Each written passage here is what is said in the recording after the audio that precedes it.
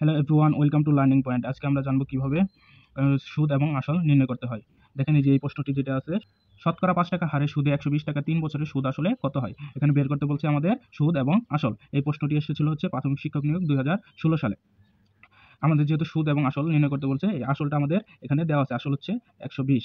এখন আমাদের সুদটা বের করতে হবে। সুদ বের করার একটি সহজ টেকনিক হচ্ছে এই যে 3টি সংখ্যা আছে, 3টি বরাবর গুণ করে দেওয়া। 5 গুণন 120 গুণন 3।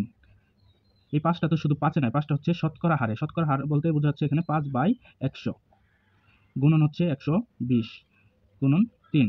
এই যে 0 0 কাটা, 5 দুগুণে 10, 2 আর 12কে 2 দিয়ে কাটলে হচ্ছে 6, 3 6 18, অর্থাৎ সুদ হচ্ছে 18।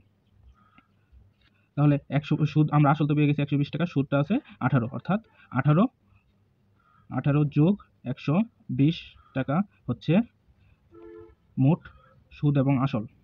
18 যোগ 120 সমান হচ্ছে 138। সুদে আসলে 138 টাকা আমরা 3 বছরে পাবো। উত্তর হচ্ছে 138 ক নম্বর। আমাদের ভিডিওগুলো নিয়মিত পেতে আমাদের ইউটিউব চ্যানেল ও পেজ ফলো এবং সাবস্ক্রাইব করে পাশে থাকবেন। নেক্সট টাইম আপনারা কি ধরনের ভিডিও চাচ্ছেন আমাদের অবশ্যই কমেন্টে জানিয়ে দিবেন। ধন্যবাদ সকলকে।